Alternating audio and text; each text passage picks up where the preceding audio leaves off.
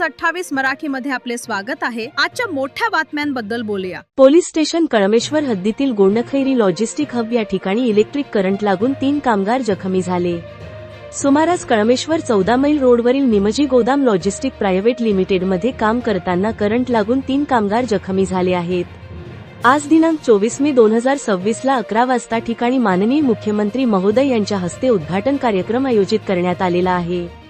त्यापूर्वी event management करणारे कामगार पैकी 3 कामगारांना इलेक्ट्रिक करंट लागून जखमी झाले आहेत। घटनेची माहिती मिळताच जखमींना तातडीने ग्रामीण रुग्णालय कळमेश्वर येथे उपचारासाठी दाखल करण्यात आले। यापैकी 2 जखमी कामगारांना प्राथमिक उपचार करून पुढील उपचारासाठी नागपूर येथे रेफर करण्यात आले। एक जखमी स्वतःहून नागपूर येथे येऊन हॉस्पिटलमध्ये भरती झाला। जखमींची नावे पुढीलप्रमाणे आहेत। 1. निहाल दीपक शिंदे वय 18 राहणार रमाबाई आंबेडकर नगर जयताळा नागपूर याला ऑरेंज सिटी हॉस्पिटल नागप येथे ICU वार्ड बेड नंबर 115 वर भरती करण्यात। 2. रोहित मुरलीधर कांबडी वय 24 वर्ष झिंगाबाई टाकळी नागपूर 3.